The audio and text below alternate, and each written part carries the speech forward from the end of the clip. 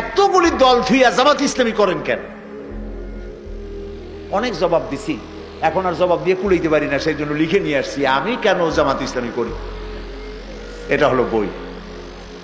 এই বইয়ের মধ্যে আমি সব কথার জবাব দিয়েছি।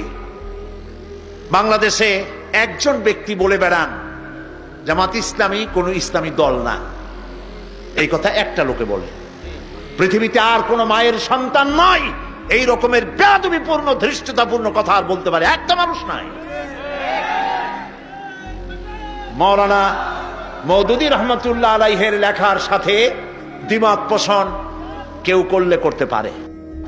যে বেশি কথা বলে দুই একটা কথা ভুল হয়েও যেতে পারে, যিনি বেশি লেখেন দুই একটা গলত হয়ে যেতেই পারে।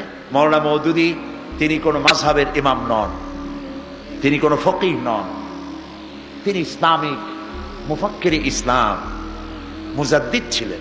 আলহামদুলিল্লাহ বলবেন।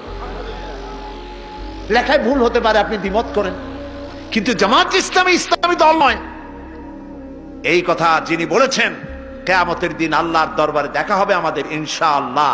সেদিন আপনার পজিশন কি হয় আমরা দেখব।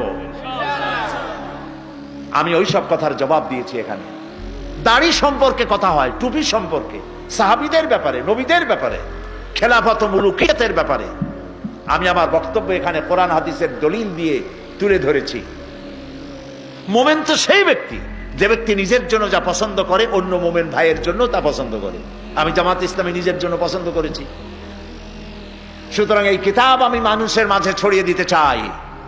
যারা জামাত ইসলামী করেন তারাও কিনবেন, আর যারা করেন না তারাও নিবেন। জামাত ইসলামী যারা করেন তারা নিবেন কেন? এই জন্য নিবেন ওই প্রশ্নগুলির জবাব দিতে পারবেন কোরআন আর হাদিস দিয়ে।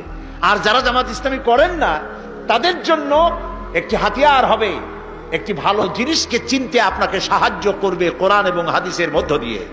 অফসেট পেপারে ছাপানো প্রায় 250 পৃষ্ঠার এই বইয়ের হাদিয়া যারা সেবেছে হাদিয়া রেখেছে মাত্র 100 টাকা।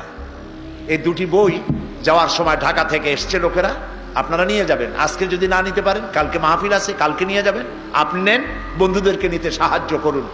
সত্য, সৎ পথ, ইমানের পথ এবং সত্যিকারের একটি ইসলামী বিপ্লবের জন্য এই রাস্তাকে চেনা এবং জানা আমাদের জন্য সময়ের দাবি।